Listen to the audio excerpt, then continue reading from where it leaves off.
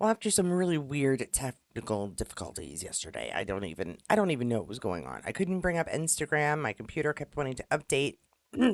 I have two videos for you again today because I should have had one for you yesterday.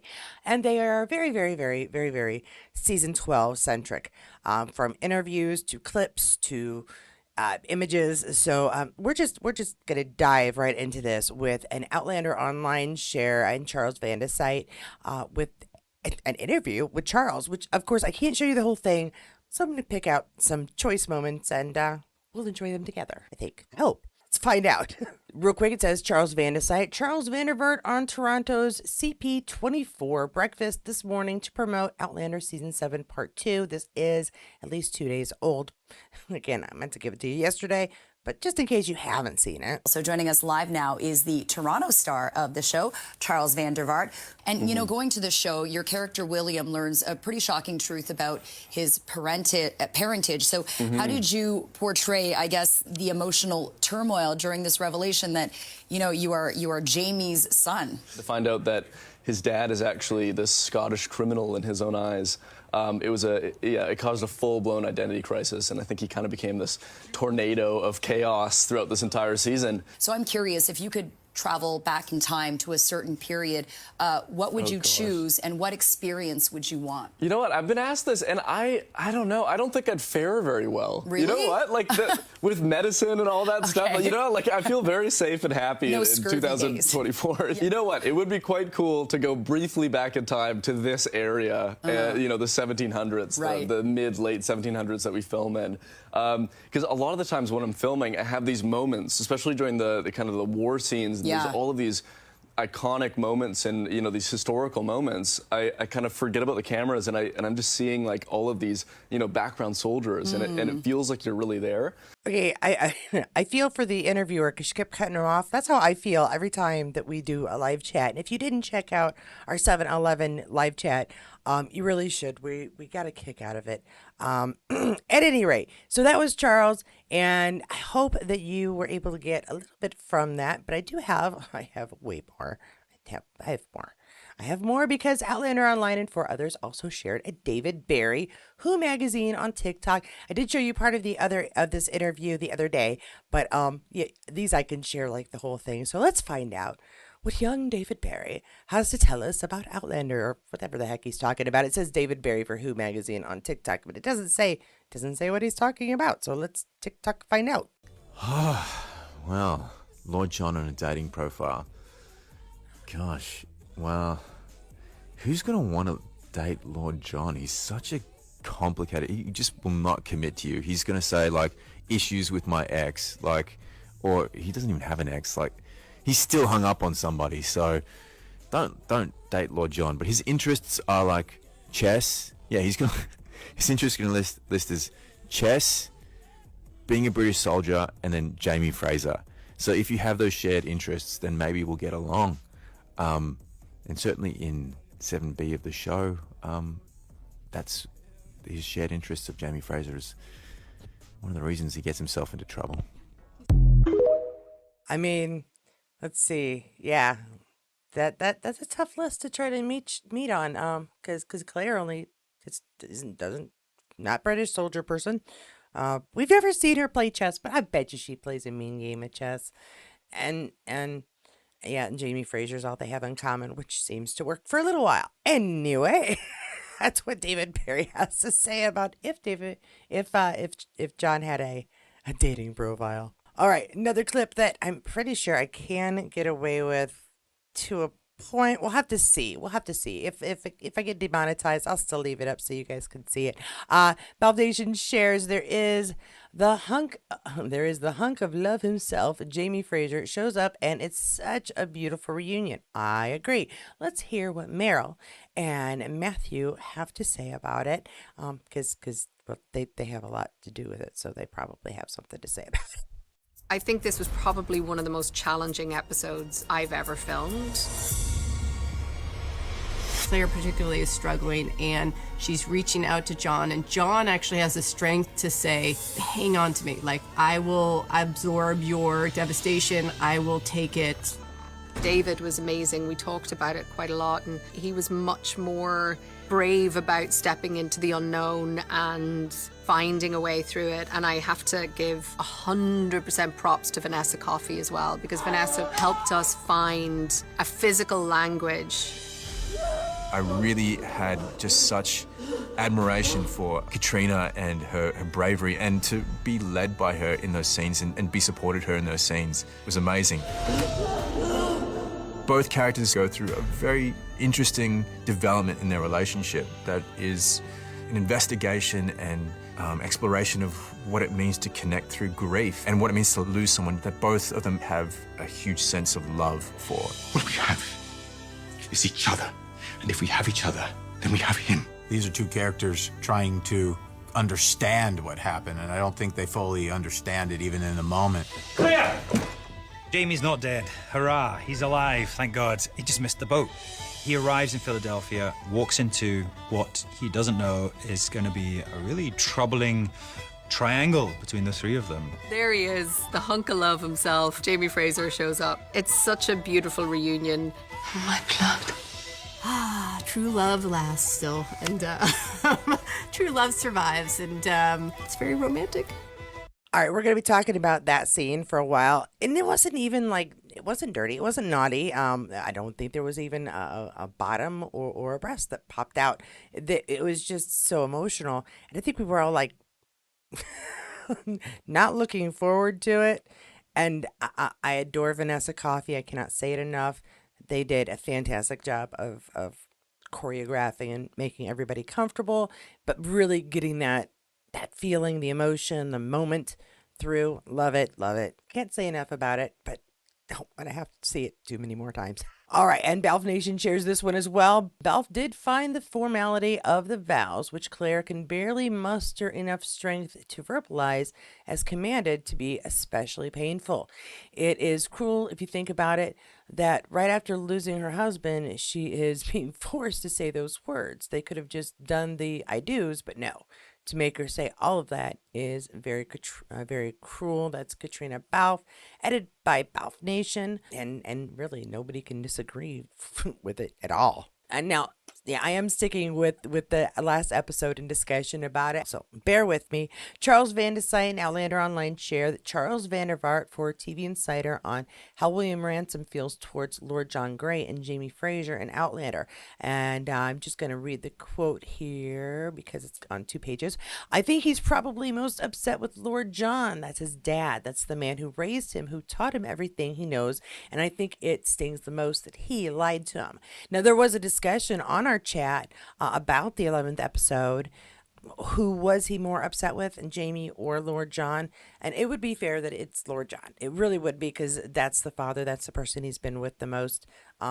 Jamie's opportunities to tell the truth. Well, he did tell the truth once, if you think about it. He told the truth when William caught a fish on the wrong side of the water, or he was doing something on the wrong side of the water, and the Indians wanted blood for blood there, and so he spouts out, he's my son. But of course, it's considered, he's just trying to save the boy. And William doesn't really take it to heart.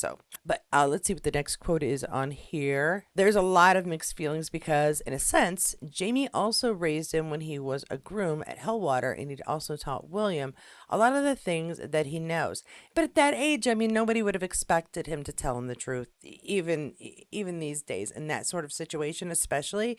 No, Jamie wasn't going to tell him when he was 5.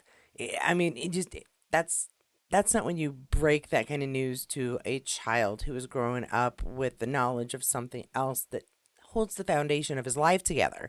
So yeah, I don't think you can get too mad at Jamie for not telling him that. I mean, honestly. And then this next one is Charles Vandervaart and Outlander Online again. I'm sorry, Charles Van de Site and Outlander Online again, and Charles Vandervaart for Glamour magazine on where William is headed after last week's episode of Outlander. Just at the discovery of his true parentage, we'll see him absolutely lose it, and we've been looking forward to that. Well, we know it's coming anyway. I don't know if we're looking forward to it. He says, I don't want to give away too much, but he throws a tantrum. He really does. It was the most fun because in real life, I think you oftentimes have to have a facade of maturity, which, yeah, like all the time. At my age, I pretend I'm mature all the time, and I am not. He continues with, and even if you do want to have a full blown tantrum, you can't quite do that. You have to hold yourself in. But William does not do that. He is not about to hold it back. He has a great couple of scenes where he's just an absolute tornado. And I can't wait for people to see that. Oh, okay. So it's not just the throwing of, and you know what? They've kind of hinted at it with the a little bit of a clip where he's going to, I think, meet up with Rachel, and that's, I think, the picture that you're kind of not seeing here. But we'll see more of those here in just a moment. This is the moment. See, I made you wait so long. These are shared by Outlander Forever, and by the way, they're all over the place. Loads of people had a couple of them. This was the best collection I could find altogether. New stills from 712, Carnal Knowledge, which I think we thought was going to be the name of the episode that just happened, where that happened. You know what I mean? Okay. Anyway, so we've got a little confrontation going on here between father and son. Only because the son just found out that that's his father. And this is going to be, he's going to have to yell at a lot of people. I'm not sure why he needs to yell at Rachel, other than maybe he's upset that Rachel agreed to marry Ian and he finds out about that. That's a whole different situation. You don't need to yell at Rachel for that.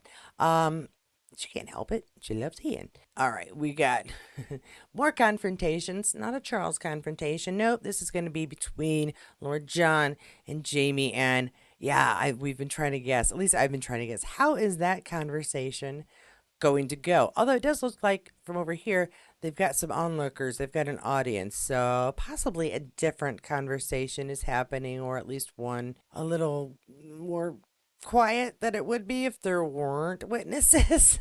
Yeah, he looks displeased. Does he look displeased to you?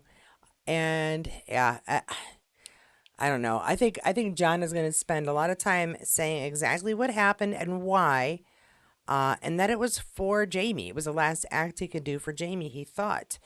So I mean, honestly, there's only so much anger you can have for the situation. Okay, and now we've got Joey. I like Joey. Joey's fun. So we got Dr. Hunter, and don't know what is going on in this scene, but there are a couple of things that we're looking forward to with the doctor that have yet to happen. So could be getting there. Don't really know for sure, but we'll find out. And yeah, here I believe is what leads to that other screenshot we saw where Charles is with a young lady who has forgotten her shirt. It happens, right? These things happen, especially in an establishment such as this. It looks like so. Yeah.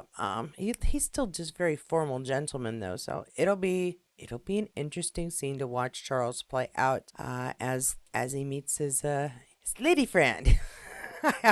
Trying to be polite about it. And more there. Okay, so yeah, some stuff is gonna happen.